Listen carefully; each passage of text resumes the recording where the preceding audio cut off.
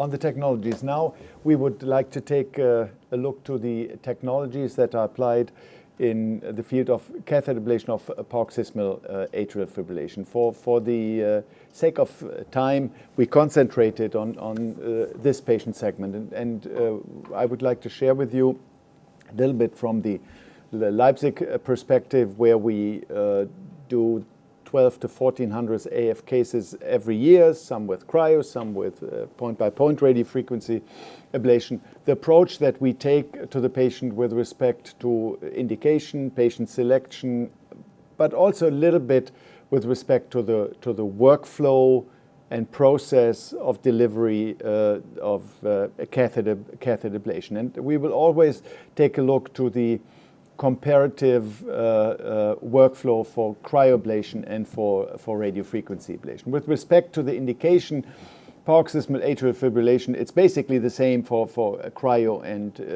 radiofrequency ablation. To us, there is no significant difference with respect to patient characteristics when they are phenotyped paroxysmal atrial fibrillation. We don't do any additional imaging of the atria in order to select, will this patient go into a cryo arm or will this patient go into a radiofrequency arm. When it comes to patient-informed consent, it basically is the same. We offer both treatment opportunities that we regularly deliver at the Heart Center in Leipzig with the patient. Some patients approach us with their preference, and then we follow their preference. But the informed consent with respect to outcome and with respect to complications is barely the same for radiofrequency ablation and for cryoablation. When it comes to patient preparation before the procedure, it's also roughly the same. There are not that many differences between both the application of both treatment technologies. In Leipzig, for the benefit of the patient and also a little bit for the benefit of the doctor, we deliver catheter ablation with deep anago sedation, which is very, very convenient, especially for the patient. Are there differences with respect to the punctures and the degree of invasivity that you approach the patient with? I don't think that the differences are major for radiofrequency ablation and for cryoablation.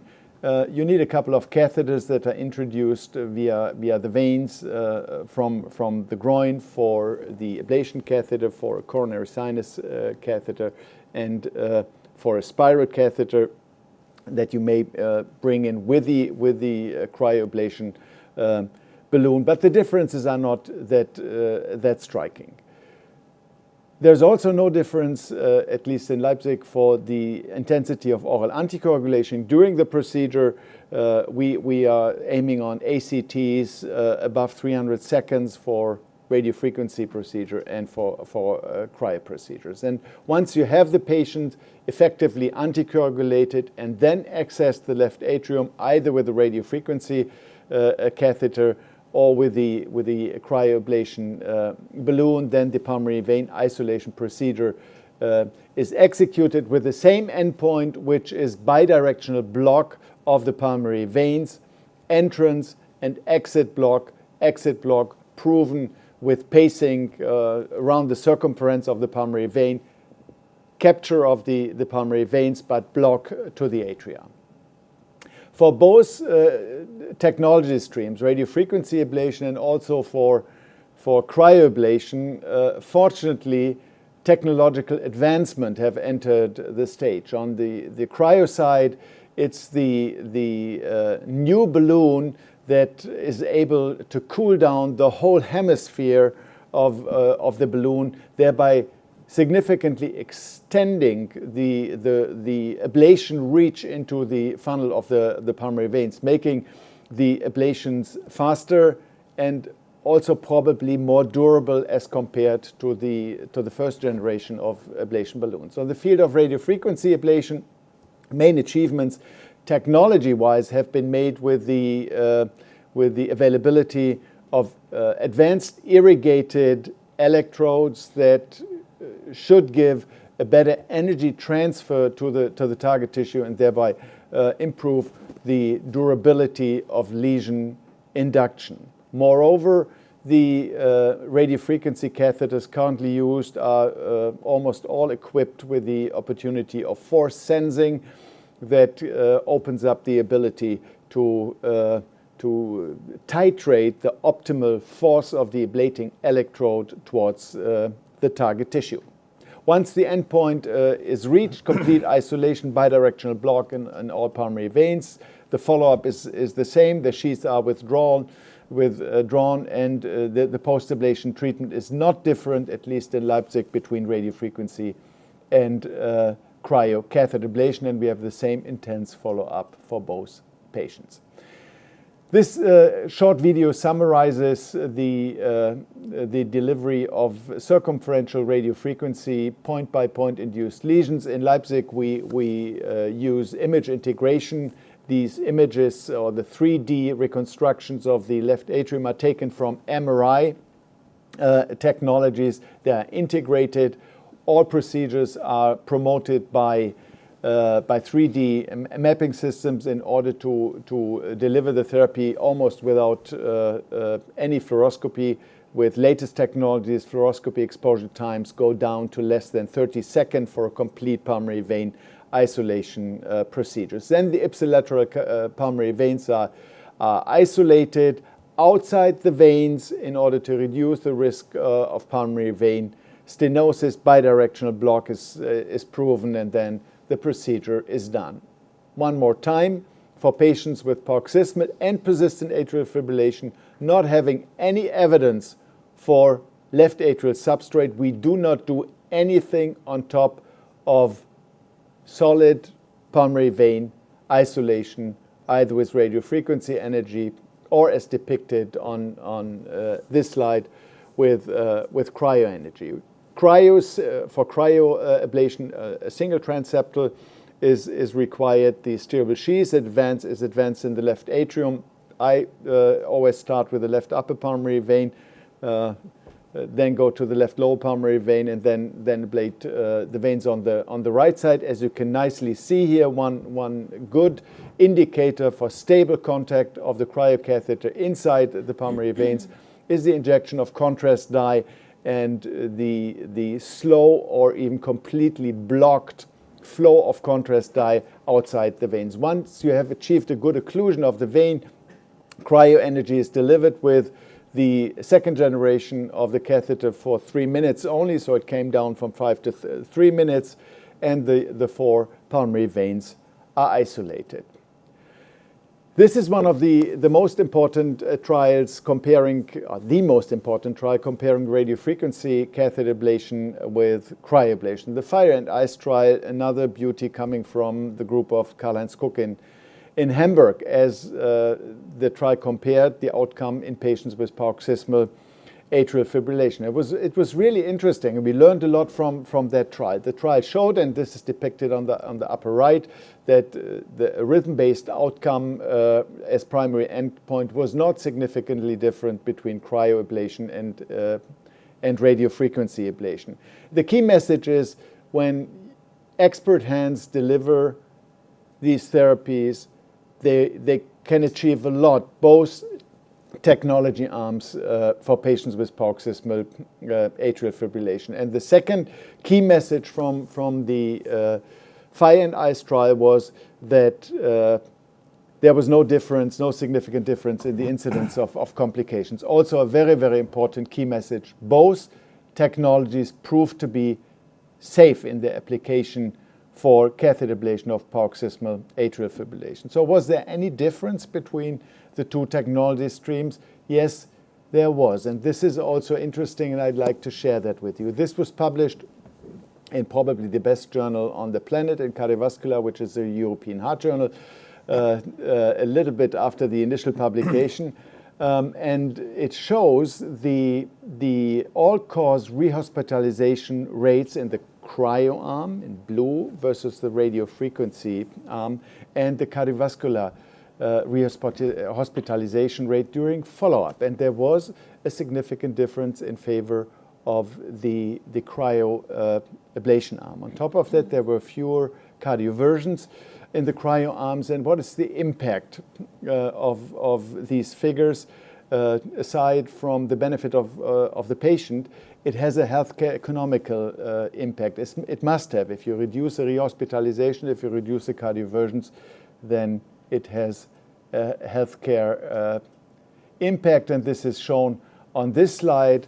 One of the very recent publications from the Fire and Ice study, a healthcare economical analysis that as a key message could show that when you calculate the total healthcare utilization costs, and they did it for 3 different geographies, for Germany, for the UK, and for the United States, that there is a significant reduction of the healthcare budget when using cryoablation.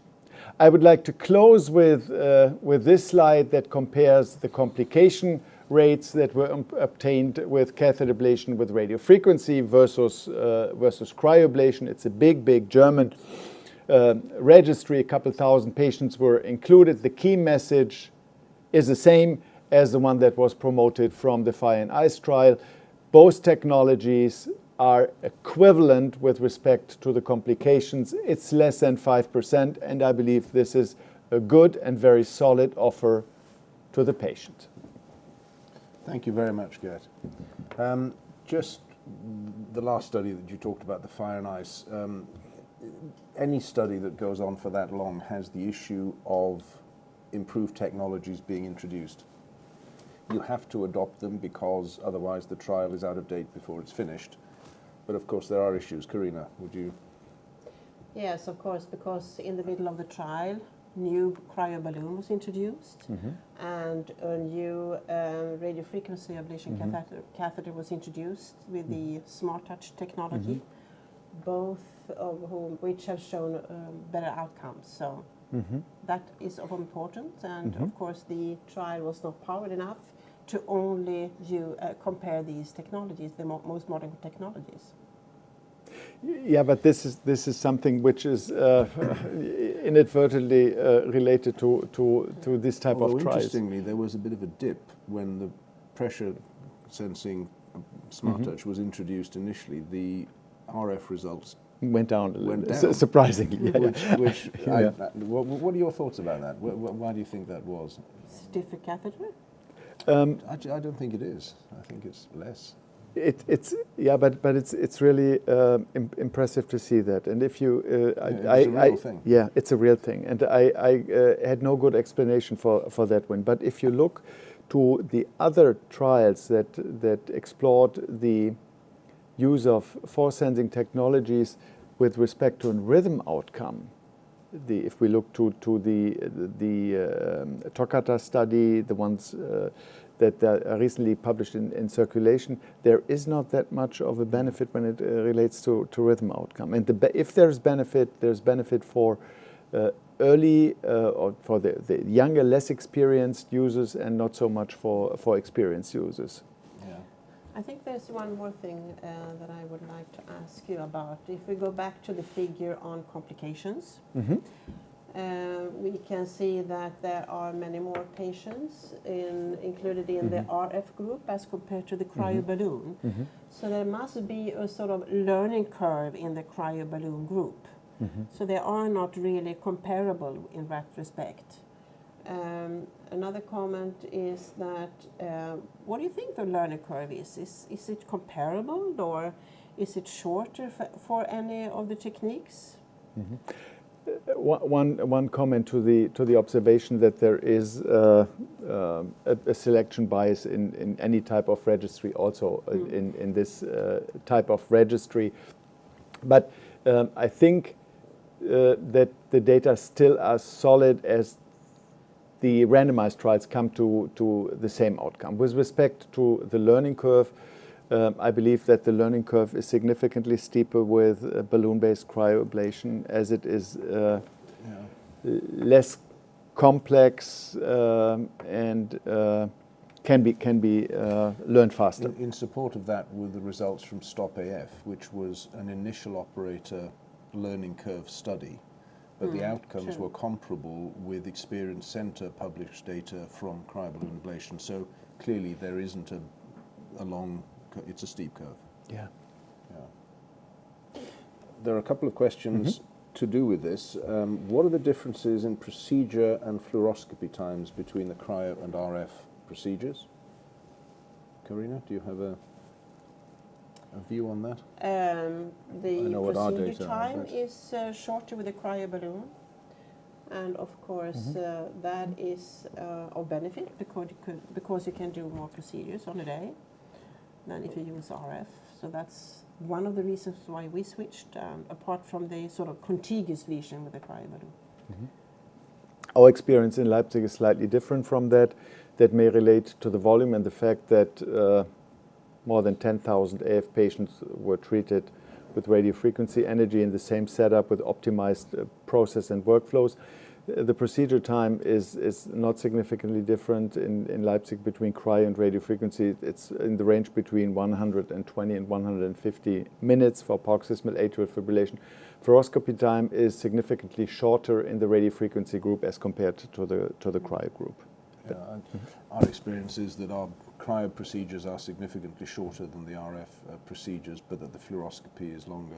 However, that depends again on being a high volume centre where you're so comfortable with the 3D mapping that you don't need fluoro, and that takes a little time. Yeah, it takes a little time. So, Absolutely. We are down to 90 minutes with the cryoballoon.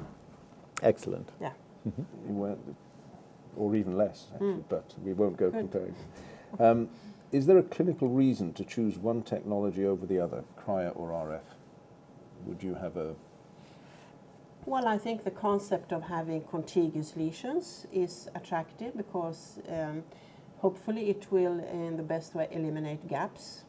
It is difficult if you deliver point-by-point lesions, whatever energy you use, even if it's cryo, point by point, you can never know and to guarantee continuity. So for that reason, I think the cryoballoon is more attractive. Yeah, in my perspective, the most important step is the first one, which is a little bit earlier, that is considering ablation for patients with symptomatic atrial fibrillation. There's still significant underutilization of the opportunities that you can gain from catheter ablation. We know that radiofrequency ablation and that cryoablation is safe and effective and is a good alternative, a good treatment option for patients that cannot be treated with antiarrhythmic drugs, and this should be opened up to the patients. When it comes to the choice of cryo versus radiofrequency energy, I believe that operators' experience and preference plays a key role. I have to confess, I'm a kid of radiofrequency energy. I was born and raised with RF, so I'm a little bit closer to radiofrequency treatment. There are other physicians in Leipzig that have more experience than I have with cryo, and they would immediately go to the cryo technique. Interesting, we were discussing this a little earlier on. We have a different approach for the redo procedures. So I have, for a very long time, exclusively used cryo for the initial PVI procedure. But for some reason, logically, I thought going back for a redo, when I can't map where the balloon is having most effect, I was concerned that the balloon would leave the same gap because it was the same balloon in the same vein, anatomically determined. And I could see by doing RF that the usually very little gaps can be eliminated very precisely and confidently. You, on the other hand, have gone back with cryoballoons and presumably had excellent outcomes despite my concerns. So, well, the reason is that if you have a reconduction or a gap in one vein, that tells me that that vein must be a little bit more tricky than the other veins. Perhaps thicker, or the shape of it makes it more difficult. So I would expect that maybe that patient will suffer a third gap recurrence. So better to smash out with a balloon and to do another circumferential ablation again to sort of prevent new gaps from appearing. I think it has never been systematically. No, it hasn't. No, and it's It's an interesting. interesting question. And I would bet that our results for redos are pretty similar with the different approaches. So. Yeah. Okay. But how do you handle the persistence or the early persistence? Karina has shared with us the idea that we have early persistent, long-standing persistent. Do you believe that this is a patient population that may also profit from cryoablation, from a therapeutic strategy concentrated on the pulmonary veins? Very much. I could start by saying that it's a difficult population to define. I think it's extremely heterogeneous. Yeah. So that's why outcomes are so varied. But all I can say is my approach, I take on early persistence, and for me it's still longer than the 3 months. It's up to a year, provided they have a structurally normal heart, apart from some modest LA dilatation, which is inevitable in that population. And my approach is simply to do a cryo PVI. I will add one line, because I know we can do it, which is a CTI line in that population as a first procedure. I do not do anything else. So it's a PVI, and if they're persistent, I will add a flutter line in the radiatrium.